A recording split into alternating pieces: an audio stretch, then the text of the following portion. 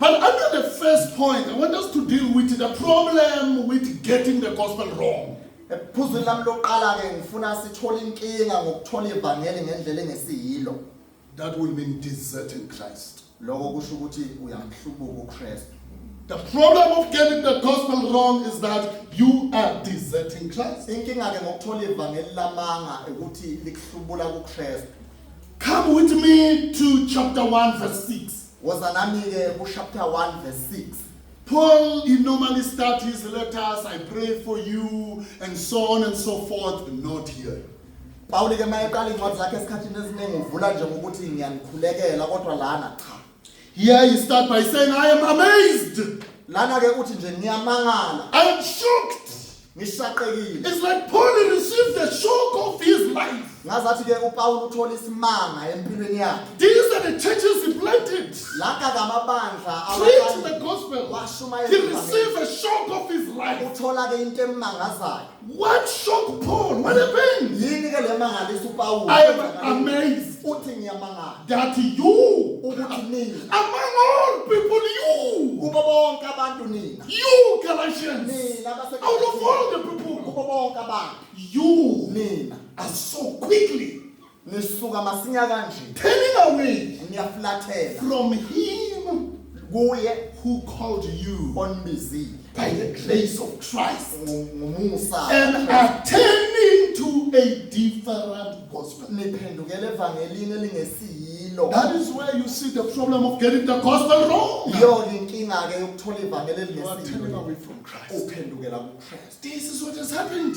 Yiyo leyenza. These churches, they shock their pastor. Lamabandla ke amangaza umfundisi wabo. He was shocked Washaqela that they are turning away. ukuthi bayaflathela. I don't think Paul thought this church can turn away. Angicabangi ukuthi uPaul wayekulindele lokhu. He spent his time in planting these churches. Uchitha isikhathi eside akha leli bandla. He told them about his experience, how Christ saved him. Wabatshela nanokuthi uKristu wabasindisa wamsindisa kanjani. Just bear with me a moment here. Ngicela ungibekezelele nje isikhathi esincinyane. Friends, Paul was coming from a solid church, Antioch. uPaul ke wayesuka ebandleni eliqinile kakhulu elise-Antioch. You know what? Uyazi ukuthi Paul planted this church the right way. The way of how to plant a church. He did that here. so indlela uPaul ayisebenzisa ukwakha lamabandla kwakuyindlela eyiyona yokwakha. Paul was the best teacher. uPaul ke kwakuwuthisha oqavile. He taught these churches. Wafundisa leli bandla. Now you may say these churches were taught by a pastor who is from a prestigious seminary. Lana ke ungasho ukuthi leli bandla lafundiswa upastor noma umfundisi ogogode kakhulu. Yes. Owapasa ngamalengiso. Yes, but Paul gets shocked about this church. Kodwa ke simbona emangale Paul He emangale. can't believe it. Akayikholwa lento ayibonayo. What went wrong? Yini ke yaphambuka la? You may ask. Ungazibuza. What went wrong? Yini eyenzekile? You have to wait with me a little bit before we get to what went wrong. Kuzomela ukuthi ukubamba kancane yazi. Let's continue to look at the problem here. What is exactly the problem? Asibheke ke inkinga kuyiyona yona la. Now, these churches were 4, by the way, in this area. Lamabandla ke mane kuleyo. And the scholars agree that there were 4 cities, probably there were 4 churches. Abacwaningi bathi ama-city bewu-4 kungenzeka namabandla bewu-4. Pisidia, Antioch, Lystra, Iconium, and Derbe. These cities represent these churches. Ya iDerbe, iLystra, neIconium yizo indawo ebezikhona laphaya. Friends, Bazalwane, Paul analyzed their problem. Paul ke uyayisho inkinga yabo. Now, when you look at the problem here, Mawubheka ke inkinga yabo la is drifting. ukuhlehla. They are drifting. Bayaqhela. What is their problem? Yini inkinga? What is happening? Kwenzakalani? The slow but surely they are drifting. Kancane kancane bayadeda. Now, this is an action that you're thinking it just happened. It's not happening. There are people who are confusing them. ungacabanga ukuthi lento iyazenzakalela cha kunabantu ababadida Friends, drifting happens over time. ukudeda bazalwane noma ukuhlubuka kwenze ngemva kwesikhathi. But what is this drifting Paul he talks about? Yini ke lokuhlubuka uPaul akhuluma ngako? These people are friends changing their position. It's like they were believing in Christ, now they believe in Christ plus something else. Labantu ke bashintsha indlela ebebengayo kungathi baguqula ukuthi bebekholelwa kuKristu sebekholelwa kuKristu nokuthile. This drifting has to do with like an example of a soldier who was faithful, but this soldier is now beginning to side with the enemies. Lana kubukeka ke mangenza umzekelo nekufana nesontsha ebekade lithembekile empini manje seliqala lihamba ne. Imagine you have a soldier among you but is busy giving information to the enemies. Awucabange nje ukuba nesontsha eliyimpimbi. According to Paul, this happened very quickly. According to him, I was not expecting this to happen.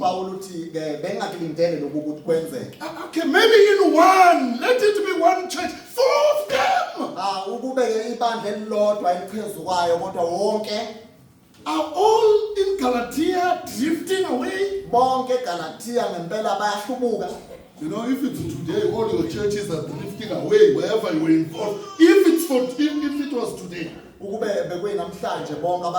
be the most depressed pastor. You would even question your calling. Did God call me? Why all of the people are drifting? Why my disciples are drifting? Even some people will be saying that, why is people are drifting? Nabanye ke abantu bebeyoqala bamneka amabala bathi bahlubuka ngoba kwenze njalo. Problem is him. Ungenzeka unenkinga. You can't, all people are drifting. You are right. All of angeke nje wena bonke abantu bakubalekele. Something is wrong about you. No, khona ukushaya amanga. That's what they will say. Yiko lokho esikubonayo. Then Paul is not sitting there and looking for medication of dealing with depression. This is not what he's doing. Paul ke akaye ebhedlela ayofuna imedication yokudila ngengcindezi. Paul turns to them. Paul uphendula. He said, hey, you Galatians, uthi nina ke baseGalatia. who bewitched you? Uthi nithakatho ubani? He said, no, these people are bewitched. Uthi kahle kahle mina niloyiwe. Yeah. He said, no. Someone casts a spell on you. No, you're bewitched. Uthi no, kunesikhonkwane esishayelwe la. Can't be. Uthi ngeke nje kwenzeke. Who bewitched you? Ubani oniloyile? You started well, believe well. Now you are drifting to some things. What happened? Naqala kahle nakholwa kahle manje niyahlubuka.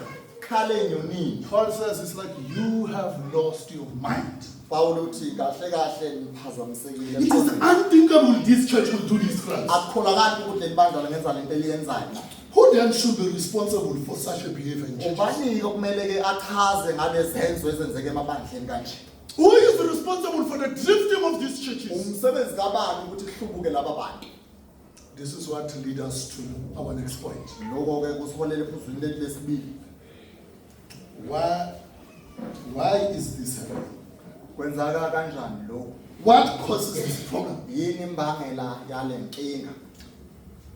What is the answer? Endulo la The propagators of the wrong gospel are deceivers. bakhohlisi. That's what is happening. Abakhohlisi bevangeli sebefikile. Who bewitched the church? Ubani ke oloyi bakhe? Deceivers. Abakhohlisi. That's what happened. Yiko kwenzakala. Look in verse 7. Bheka ke verse lesikhombisa. Not that there is another gospel, but there are some. Verse 7. Elingesile elinye kuphela ukuba bakhona abandidayo. You say there are some, not all of them, there are some. Uthi bakhona, hayi bonke kodwa bakhona. Not that there is another gospel, Akusiko ukuthi khona elinye ivangeli, but there are some who are troubling you. kodwa bakhona abandidayo. And they want to change the good news about the Messiah. bafuna ke ukuguqula indaba ezinhle ngoMesiya. What went wrong? Yini ke yaphambuka la? Friends, there were some Kwakunabantu thizeni among them phakathi kwabo were causing these people to drift. babenza labantu ukuthi badideke. Now these people, their work, Labantu umsebenzi their wabo desire, ukulangazelela their kwabo, plans, ukuhlela and kwabo their goals namaphupho were abo. to move the sheep in a wrong direction. Labantu nje babehlosa ukusa umkhumbi endaweni engesiyiyo. That's what Paul says. Yiko lokhu uPawulu akusho. Say, some among you are doing this. Uthi abanye phakathi kwenu bayayenza. Now the problem here Inkinga ke la is that these people, they find ukuthi labantu ke bathole an easy way indlela elula to bring in disruptive heresies. ukuthi balethe inkohliso nenkohlakalo. How did they find an easy way? Bayithole kanjani ke lentuba yokungena? They look a loophole. Babheka nje intuhlana. And what was the loophole? Kwakuyini ke la The church was questioning the apostleship of Paul. ibandla lalingabaza So ubuphostoli if kaPawulu. anything that church will say about Paul, Yonke ke into elalisho ibandla ngoPawuli, no, don't tell me about Paul. ungamtsheli ngoPawuli. Anything, Yonke into ekhulunywa ngoPawuli. whether you call Paul a founding apostle or a founding church plant, if they say something, but Paul didn't teach us to stop there. Mangabe There. uzothi uPawuli wawumtshalo wamabandla babekuvele bakumise. Who's Paul? Ubani He's Pawuli? not the apostle of Jesus Christ. uPawuli wayengasi umpostoli kaJesu Kristu.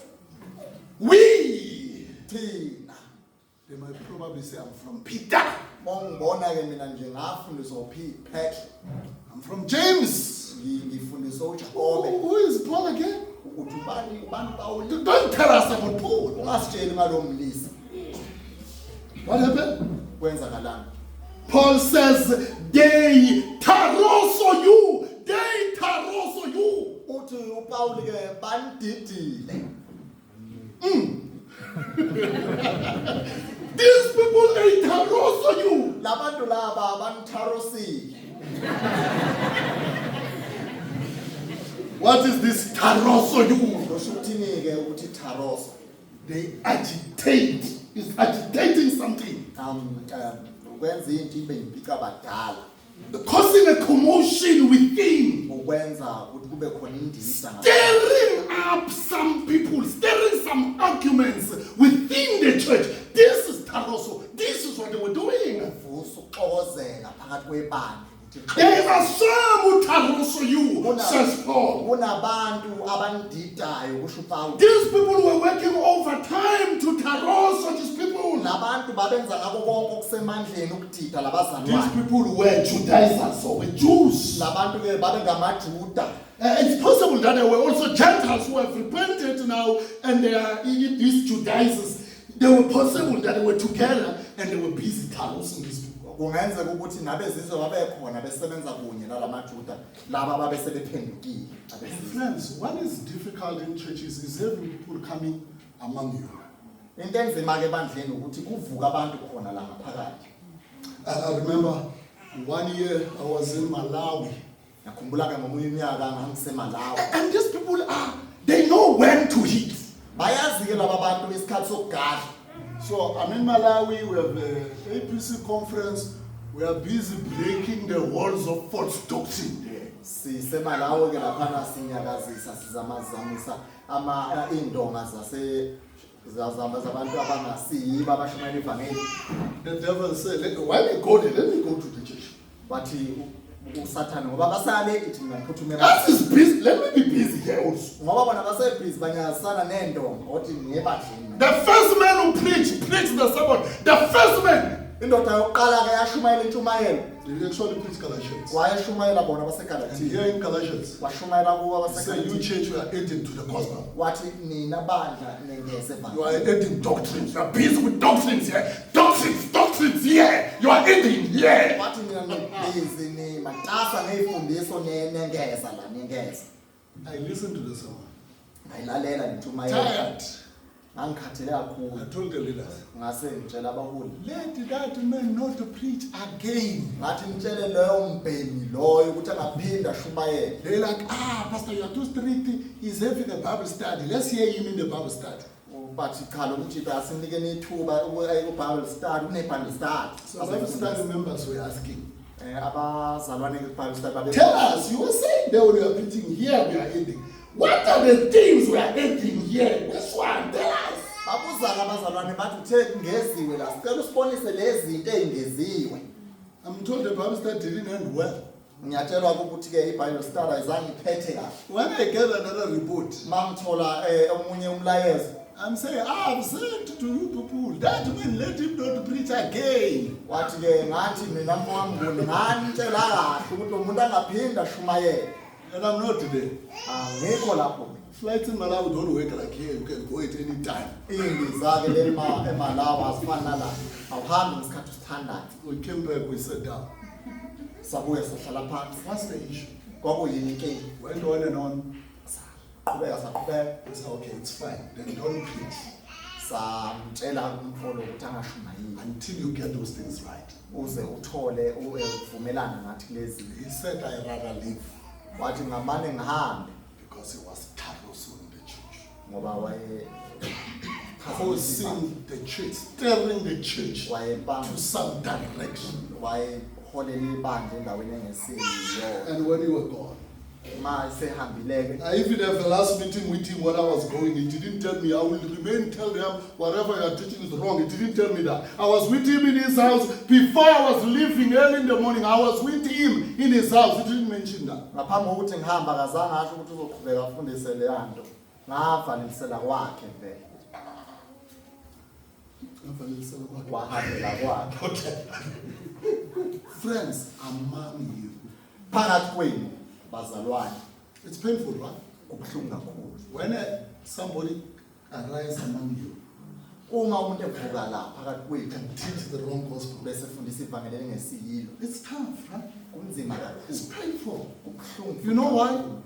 The church, you are friends with him. Ukuthi lowo muntu loyo suke siwumngani naye. Your wives, they like his wife. Amakhosikazi wethu ayamthanda. Your children, they love each other.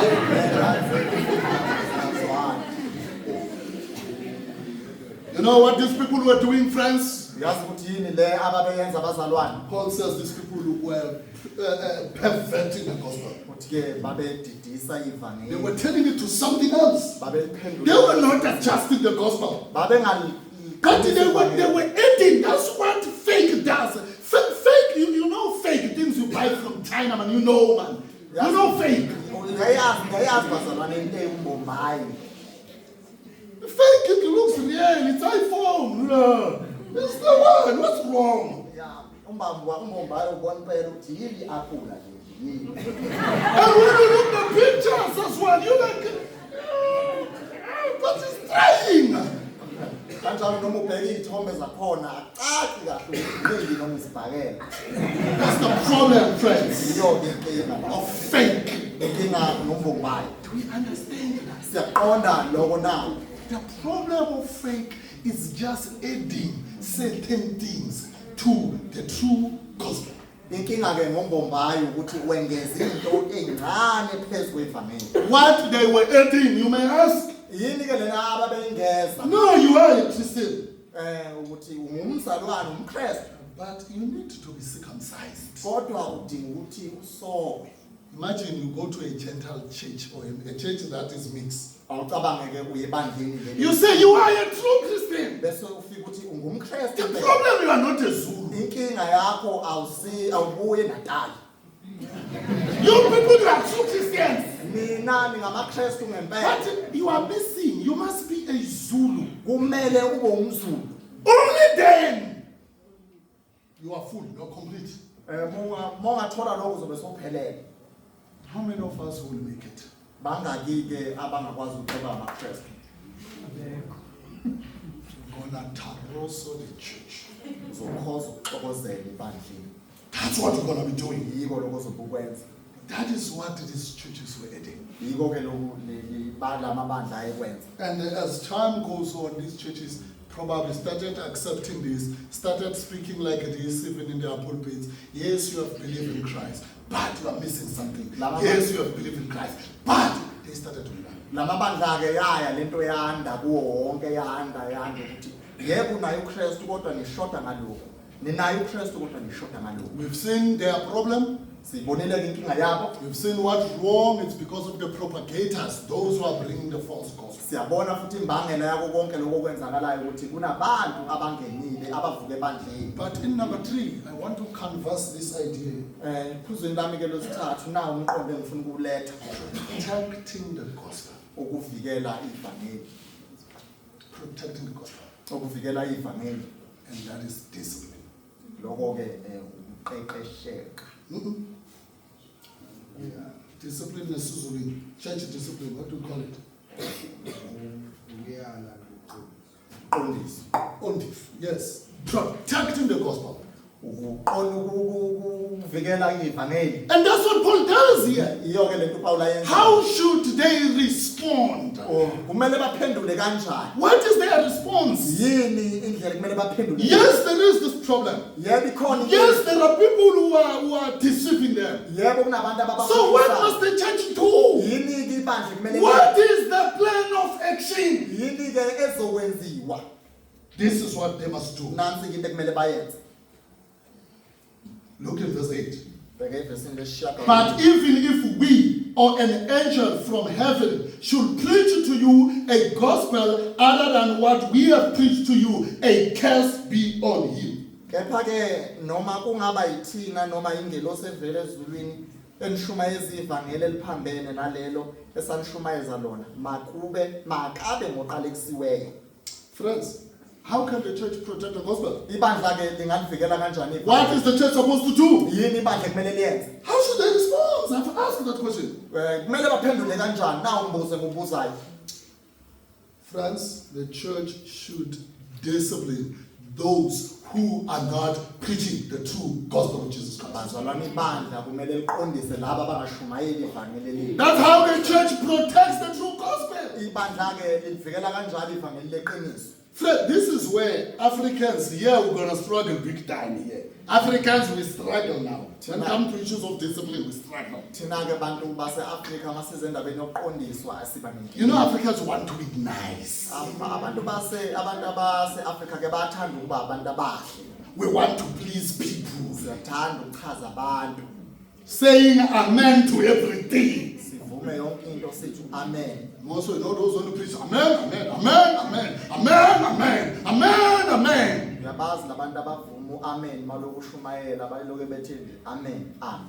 I'm not referring to art. No, but I'm saying amen means is that so? Do you agree?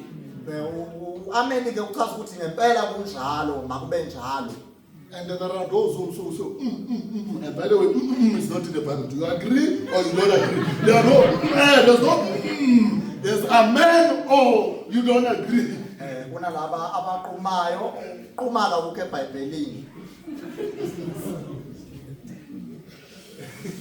Friends, what should be your response? This is how you protect the gospel. You know what Paul says? He pronounces a curse upon the people who are preaching a false gospel.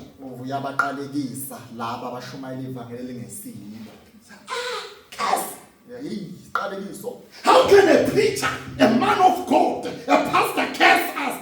A man of God. Is he not supposed to be laughing, caring, and saying nice things? A pastor cursing us.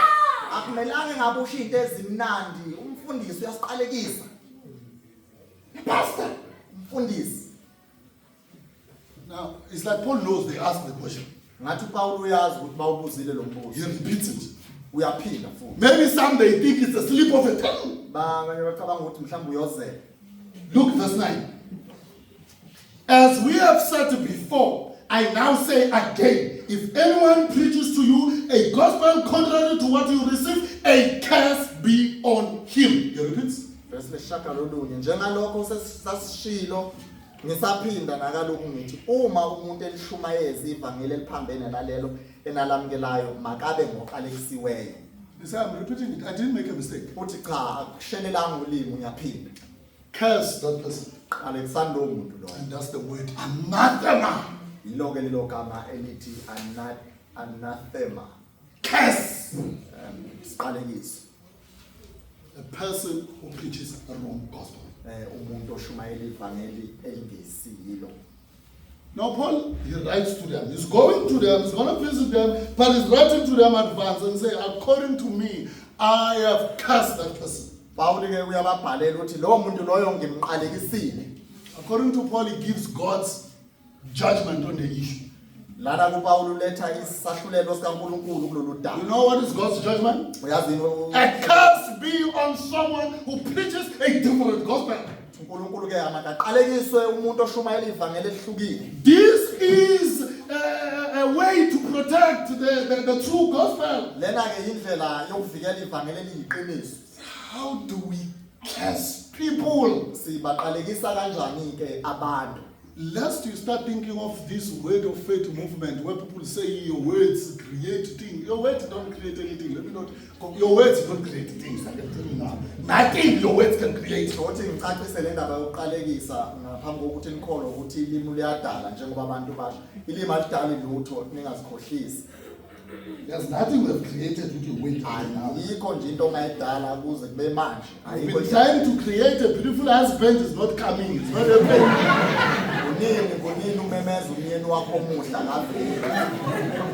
It's not happening. It's not. This is not what Paul is saying. And Paul is not talking about our proverbs. He's not saying our proverbs, go you down.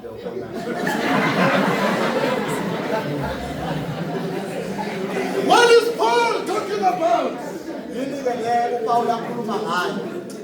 Talks about judgment. He says such people must be judged. People who does this should be cut off from God's people.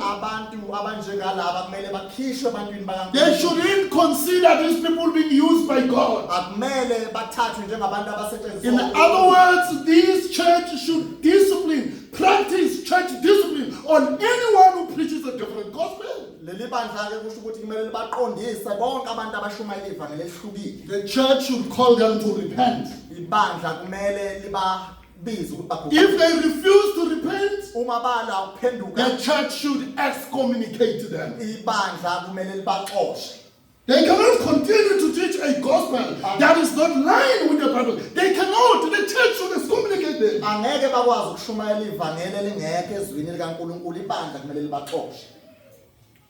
That is the hard work. And that's what the church must do. Why false teachers are busy dancing around churches? Why are they dancing around churches? Because the church is tolerating them.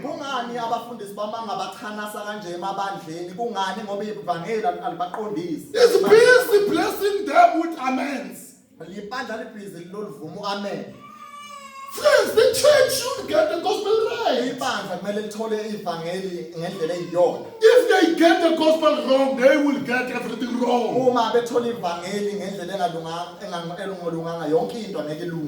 They will get wrong even church discipline. That's why they don't discipline anyone. If they get the gospel wrong,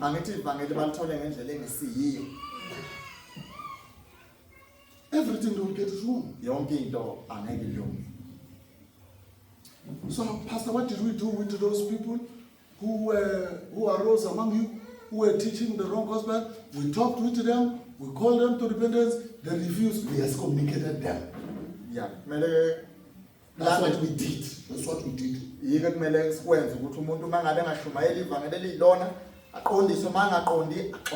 And they packed their bag and they left. You know what did they do? They went to the church next door. You know what did the church next door did? Welcome them with warm hands. babamkela labo. What does that mean? Lokho kusho ukuthini? What does it mean? Kusho ukuthini? It means you, Grace Church, you're out of your mind. Kusho ukuthi nina abazalwane base Grace niyahlanya. That's what it means. Yiko lokho kusho. This is a darling. Lona udani wethu. You are excommunicating. Mina niyamxosha. Do you see the problem? Ngiyibona inkinga. What is the problem? Yini inkinga? If Paul says a curse be on this man, Umpawulo ethi osiqalekiso masephezu kwalomuntu. there are 4 churches in Galatia Mane amabandla eGalatia saying to all 4, a curse be on this man. All 4 churches need to know this man is cursed. uthi ko wonke lamabandla kumele azi ukuthi lo muntu lo uqale kusiphi. Do you know what shocked me? Yazini yangimangaza. It didn't take a month that person was preaching. Akuthathanga ngisho inyanga lo muntu bese pulpit futhi It eshumayela. didn't shock me. I was like, It's only shocked me. Kwangimangaza kakhulu ukuthi lo muntu lo wayeshumayela futhi. Angala. He's preaching within a month. Nangapheli nenyanga You didn't phone. angizange ngifone nokufona.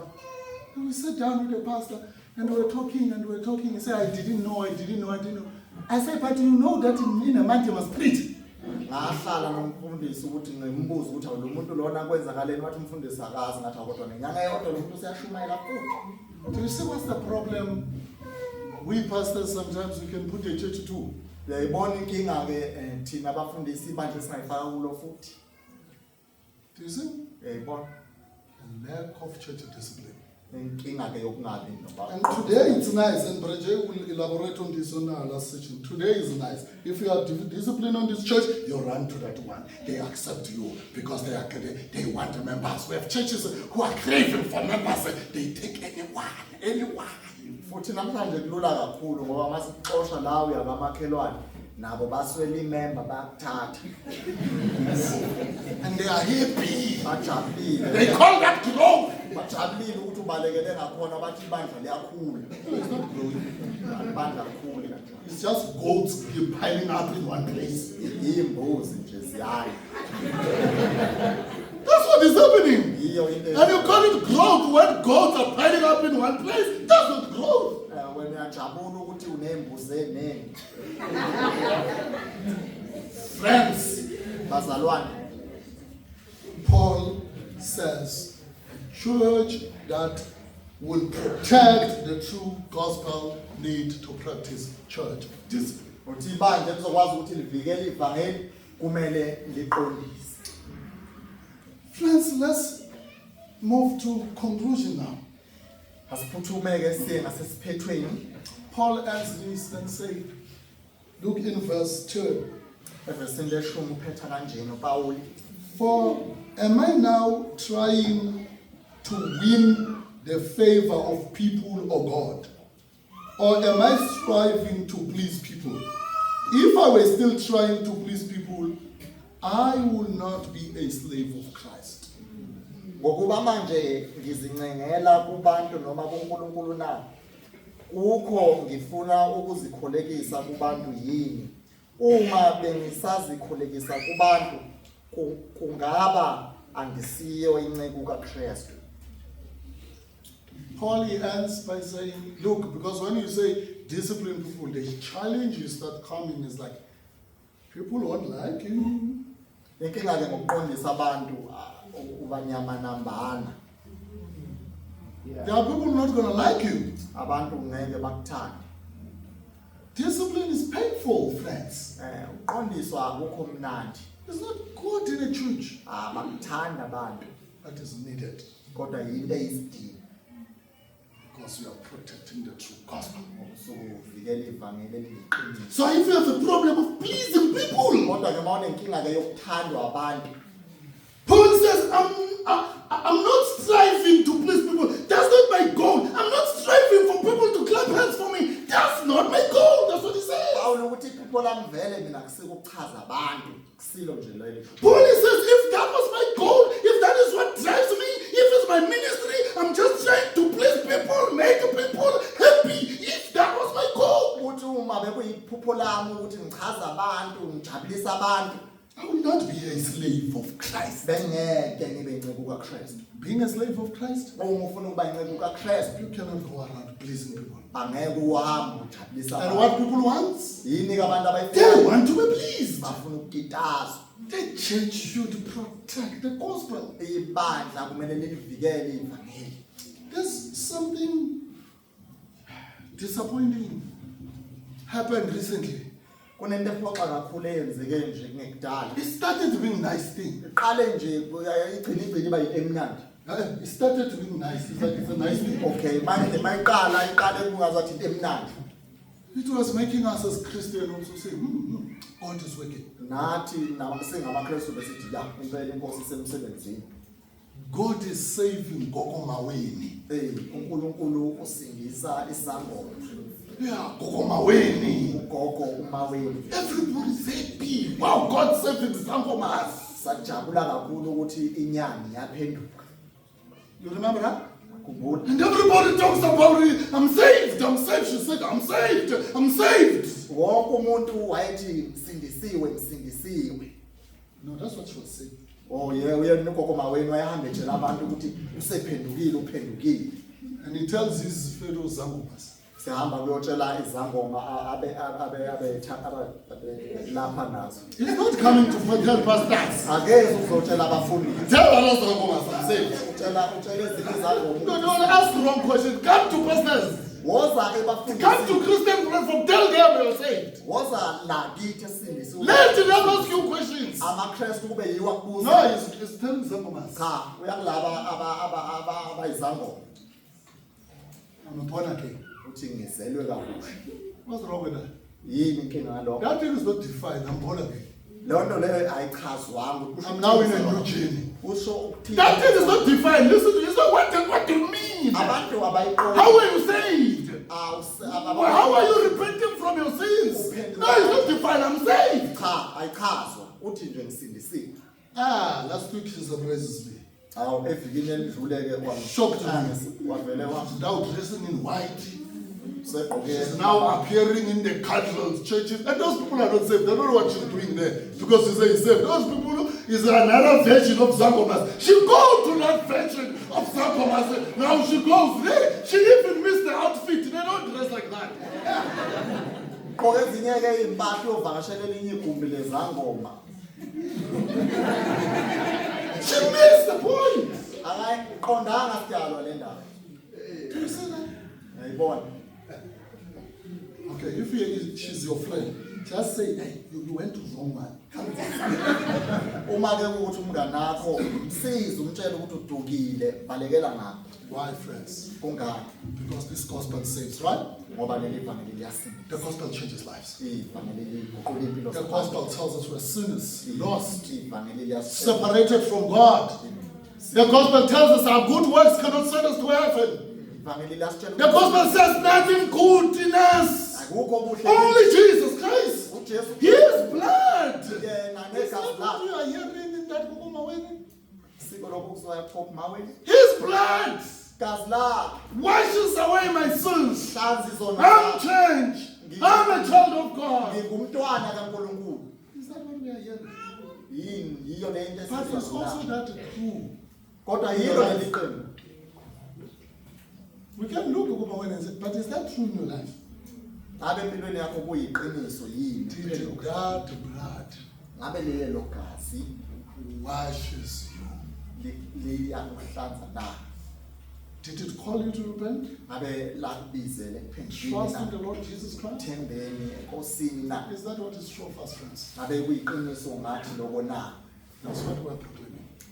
Yiko lokho. What Christ did. Lokhu uKristu akwenzile. Please, friends, don't be ashamed. Ungabi ke namahloni Don't be mzalwane. ashamed of this gospel. Ungabi namahloni mzalwane. Church, fight for this gospel. Lwela ifa. People preach it the wrong fight. Abantu babeshumayela ngendlela engasilo lwana. Proclaim it. Shumayela. Don't love to be loved. Ungathandi ukuchaza abantu. Christ died. uKristu wafa. This for this gospel. Wafela leli To vangeli. reach me and you. Then why are you busy in the business of pleasing people? Kungani ubhize ebantwini Pastor. abachaza abantu? Pastor, Mfundisi, preach me. shumayela ivangeli. Don't turn away from it. ungajiki It's evangeli the power of God for salvation. ngoba lingamandla kaNkulunkulu Keep preaching it. shumayele Church counselors, Sunday school teachers, uthisha beSunday preach this gospel. shumayelani That's the ivangeli one. That's the one yilo leli that will change people. yili ivangeli elizoguqula impilo Even when you counsel your friends, noma ukhuluma bring nabantu this gospel. faka Let ivangeli alone your opinion won't save anyone. thatha umbono wakho ubekele kude awusindisi No, my opinion, bring the gospel. We're tired of your opinion. Bring the gospel. kaloku uthi yazi mina ngibona kanjani mngani cha lethi ivangeli Father, we do thank you for your word. We do pray that, Lord, as